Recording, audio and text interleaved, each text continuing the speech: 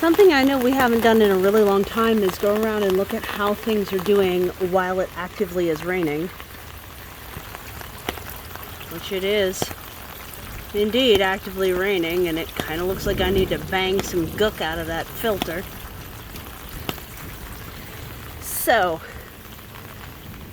this area over here still stays pretty dry, which is pretty far from ideal. This I'd like to be much more damp over here.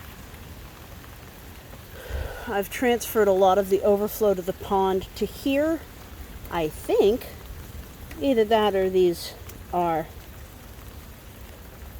boxes acting as puddles. I'm not entirely sure.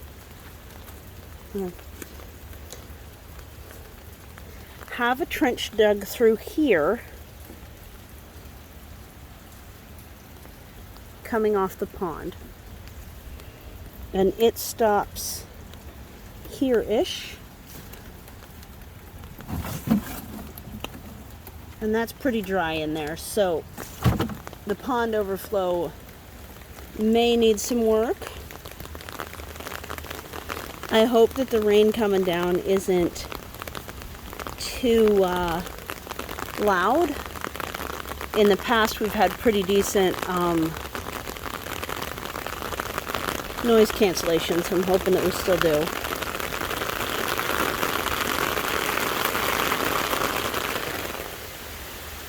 So, there's a little chickadee, and the quail are hanging out in there. Yeah, here's where that rain barrel we were just looking at,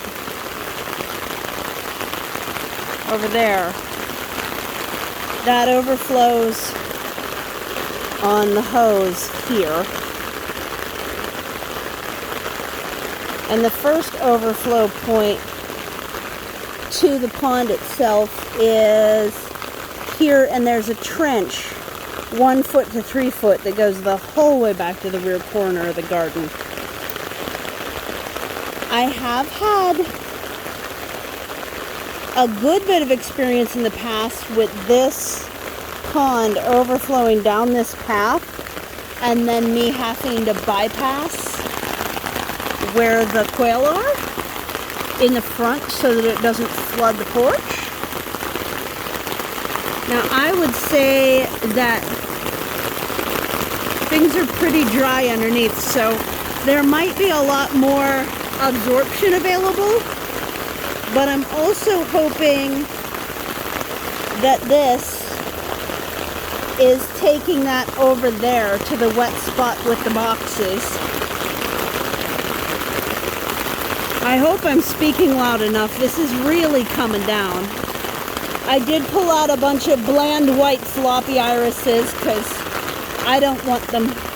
And if I don't want an iris, ain't nobody want an iris. That was a bad iris. Sometimes that happens. Yeah. So this seems to still be working, I think. Let's look at the porch. So far, it's not rushing the porch. This is about 6 inches deep of wood chips, which allows water to move through. That ends up kind of rushing down a little bit, but up at the top, right there, I'm holding the umbrella and holding this really close to my face so I don't get my phone rained on. Right there is where that overflow trench crosses on the other side.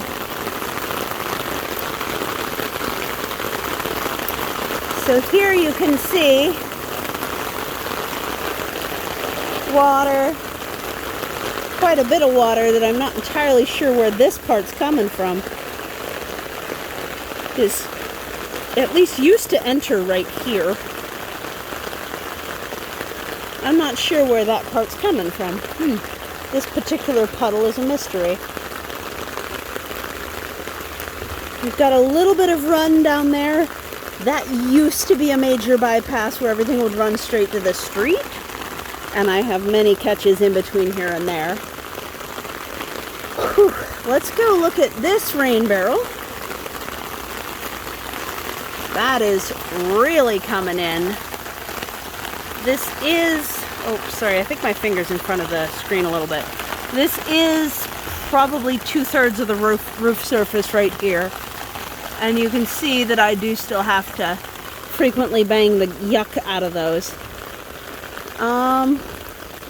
The first overflow would be rushing into this lady's mantle right here. And you don't see it doing that. So let's go see where it does go. You see this hose? Oh, it might be letting up a little bit. This hose goes up into giving this persimmon the amount of dampness that it wants. In the wintertime, it's a little bit easier to find the other end of that hose.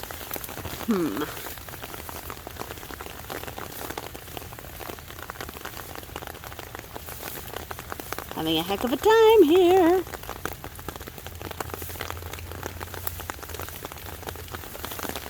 You know?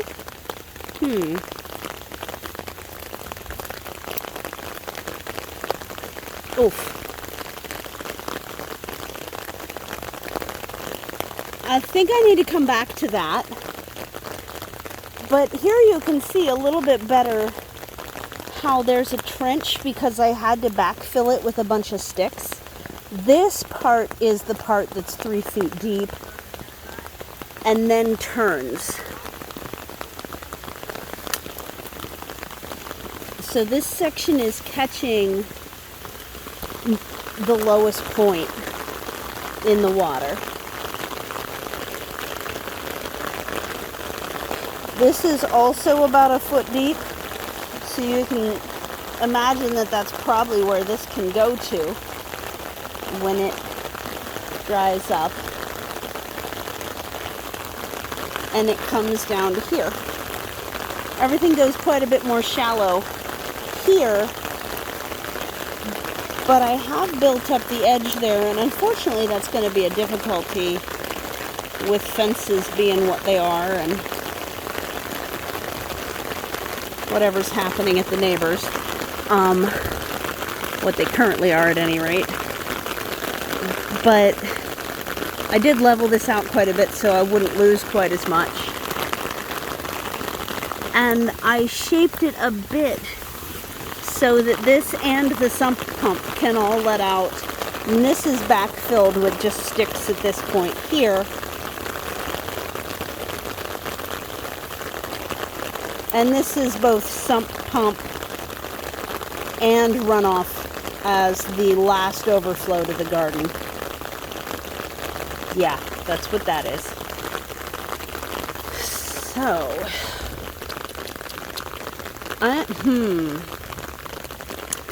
I need to, while it's still overflowing, end this video and go check the other end of the hose that comes off this one, because I need both hands to get in there, and I can't be worrying about how wet I get my phone to be. So I'm gonna say I hope you enjoyed this look at the water.